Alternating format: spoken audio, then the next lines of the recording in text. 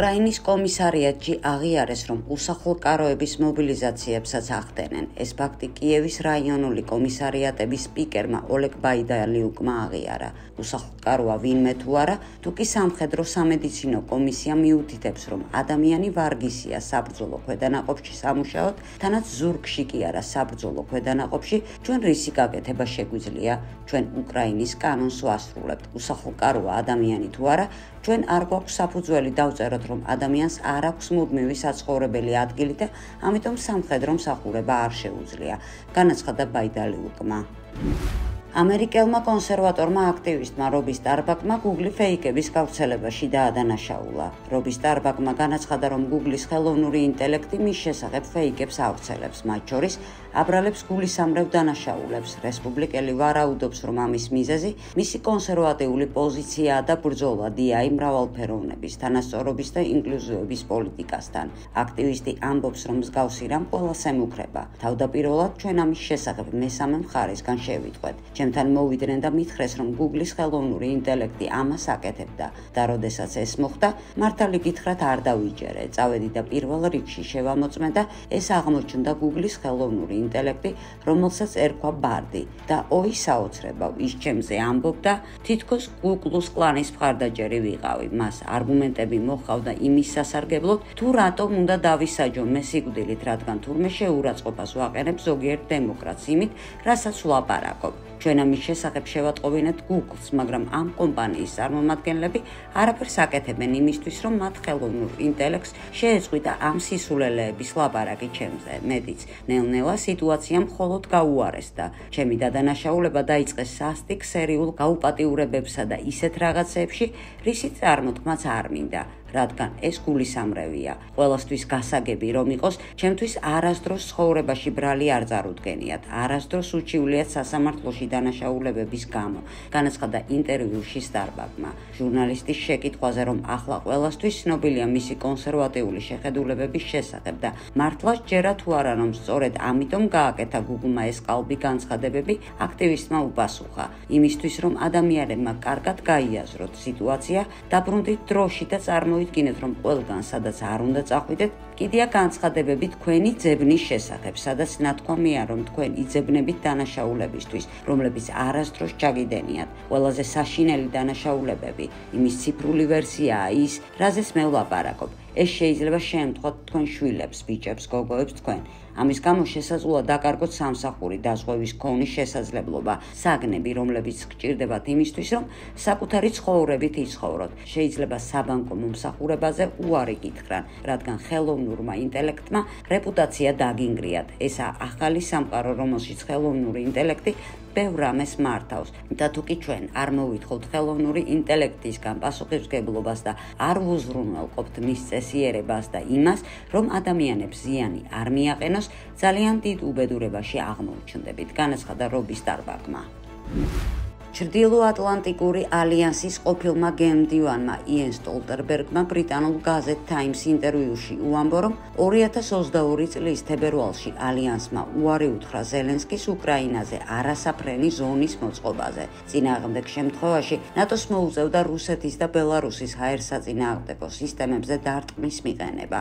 თუკი ცაში რუსული თვითმფრინავი ან ვერტმფრენი აღმოჩნდება, ჩვენის უნდა ჩამოვაგდოთ, რის შემდეგაც აღმოჩნდებოდით ნატოს და რუსეთს შორის სრულყოფილი ომის პირობებში. ჩვენ კი არ გვინდა ამის გაკეთება. როგორც ამერიკის იმდროინდელმა პრეზიდენტმა ჯო ბაიდენმა თქვა, უკრაინის გამო ჩვენ არ წავალთ მესამე მსოფლიო ომის რისკზე. განაცხადა სტოლტენბერგმა და აღნიშნა, რომ ნატოს მიდგომა, რომ არ გააგზავნოს არმია უკრაინაში, სწორია. გავრცელდა ვიდეო, რომელზეც ჩანს, რომ სირიის პრეზიდენტი აჰმად აშ-შარაა და ქვეყნის საგარეო საქმეთა მინისტრი ასად აშ-შეიბანი ამერიკელ სამხედროებთან ერთად კალათბურთს თამაშობენ. ამერიკელებს შორის არიან შეერთებული შტატების ცენტრალური სარდლების მეთაური ადმირალი ბრედ კუპერი და კევინ ლამბერტი, ისლამური სახელმწიფოს წინააღმდეგ მოქმედი საერთაშორისო კოალიციის ხელმძღვანელი. მანამდე აქსოისის ჟურნალისტი ბარაკ რავიდი უწყებოდა, რომ აშ-შაარი ვაშინგტონში ჩასვლა გადასვლას 10 ნოემბერს აპირებდა და გეგმავდა პრეზიდენტ ტრამპთან შეხვედრას. Რავიდის თქმით, ეს იქნებოდა სირიის პრეზიდენტის ისტორიაში პირველი ვიზიტი თეთრ სახლში. გასულ ხუთშაბათს გაეროს უშიშროების საბჭომ შეერთებული შტატების ინიციატივით აშაარას სანქციები მოუხსნა. ცენტრენერგოს განცხადებით ყველა უკრაინული სახელმწიფო თბოელექტროსადგური გაჩერებულია. სახელმწიფო კომპანიამ ცენტრენერგო განაცხადა, რომ ისინი გაჩერდნენ, რომ გენერაცია ნულის ნიშნულზეა. ნულზე ვართ, ჩვენ დავკარგეთ ის, რასაც სადღეღამისო რეჟიმში აღვადგენდით. კომპანიაში იუწყებია, რომ ომის დაწყების შემდეგ დღეს თბოელექტროსადგურზე ყველა მასირებული შეტევა განხორციელდა.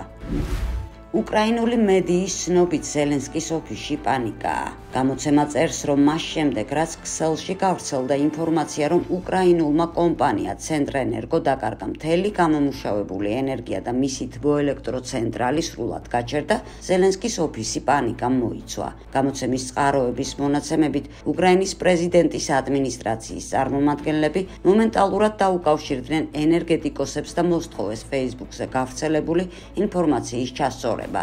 თავდაპირველად მინენერგოს შეტყობინება ასე გამოიყურებოდა. სადგურები ცეცხლშია გახვეული, ჩვენ გავჩერდით, ახლა გენერაცია ნულის ნიშნულზეა. ჩვენ დავკარგეთ ის, რასაც სადღეღამისოდ აღვადგენდით, დავკარგეთ სრულად. ზელენსკის ოფისის წარმომადგენლების ზარის შემდეგ პუბლიკაცია ჩაასწორეს და საგანგაშო ტონი უფრო თავშეკავებული ტონით შეიცვალა. ღამის შეტევის შემდეგ აღდგენითი სამუშაოები გრძელდება. სარემონტო ბრიგადები ყველაფერს აკეთებენ შესაძლებლობების ფარგლებში, რომ შეტევის შედეგები, რაც შეიძლება სწრაფად აღმოფხვრან. ჩვენ გავაკეთებთ ყველაფერს იმისთვის, რომ დანგრეული რაც შეიძლება სწრაფად აღვადგინოთ. მანამდე რუსეთის თავდაცვის სამინისტრო იუწყებოდა, რომ 7 ნოემბერს 7 ჯგუფური დარტყმა განახორციელეს მაღალი სიზუსტის იარაღით და დრონებით. შედეგად განადგურდა უკრაინის სამხედრო წარმოების ობიექტები, ასევე გაზის და ენერგეტიკული კომპლექსის ობიექტები, რომლებიც მათ მუშაობას უზრუნველყოფენ. ასევე განადგურდა სატრანსპორტო ინფრასტრუქტურა, რომელსაც უკრაინის არმია საკუთარი ინტერესებისთვის იყენებდა. უკრაინის ანტიკორუფციულმა ბიურომ ენერგოატომის ჩხრეკის კადრები გაავრცელა. უწყების ინფორმაციით 15-თვიანი გამოძიებით შესაძლებელი გახდა იმ დანაშაულებრივი ჯგუფების საქმიანობის ფრხილება, რომელიც მაღალი რანგის მოხელეებთანაა დაკავშირებული. ამ საქმის მონაწილეები აკონტროლებდნენ სტრატეგიულ სახელმწიფო საწარმოებს, მათ შორის უკრაინის ენერგოატომს. ვიდრე ტრამპი პრეზიდენტია, მეკი პრემიერი უნგრეთს სანქციები არ ემუქრება. ამის შესახებ უნგრეთის პრემიერ-მინისტრმა ვიქტორ ორბანმა განაცხადა. მისი თქმით, მისი ეს სიტყვები გაზვიადებული არ არის. ჩვენ ესაა წლის ყველაზე მნიშვნელოვანი მოლაპარაკებები ვაწარმოეთ. მე და პრეზიდენტმა ტრამპმა ხელი ჩამოვართვით ერთმანეთს და უდავოდ გამოვრიცხეთ უნგრეთი ამერიკული სანავთობო სანქციებიდან. ვიდრე ის პრეზიდენტია, მეკი პრემიერ-მინისტრი, არანაირი სანქციები არ იქნება. ამაზე მაღალი ფსონი ვერ იქნებოდა. ამერიკული სანქციების შემოღება რუსული ენერგომატარებლების წინააღმდეგ გამოიწვევდა კომუნალური გადასახადების და საწვავის ფასის 2-ჯერ და 3-ჯერ გაზრდას უკვე ამ წლის ბოლოსთვის. ეს იქნებოდა ნამდვილი კატასტროფა, განაცხადა ორბანმა. უკრაინის არმიის მეთაურმა რუსული არმიის წარმატებული შეტევის შესახებ განაცხადა. ალექსანდრ სირსკის თქმით, რუსულმა არმიამ წერტილოვანი დარტყმები მიიტანა უკრაინელ მებრძოლებზე დნეპროპეტროვსკის ოლქში, მას შემდეგ რაც მოიპოვა ინფორმაცია მათი შეკრების ადგილის შესახებ სოცქსელში ჯგუფური ჩატის გატეხვის შემდეგ, სადაც სამხედროები შეხვედრის კოორდინატებს განიხილავდნენ. იუწყება ტელეკომპანია TSN. ისევ ჯგუფური ჩატი სოციალურ ქსელში და უსაფრთხოების ელემენტარული წესების მორიგი იგნორირება. დიდი ალბათობით სწორედ მიმოწერის გატეხვით შეიტყვეს რუსებმა შეკრების შესახებ, ხაზგასმით აღნიშნა სირსკი.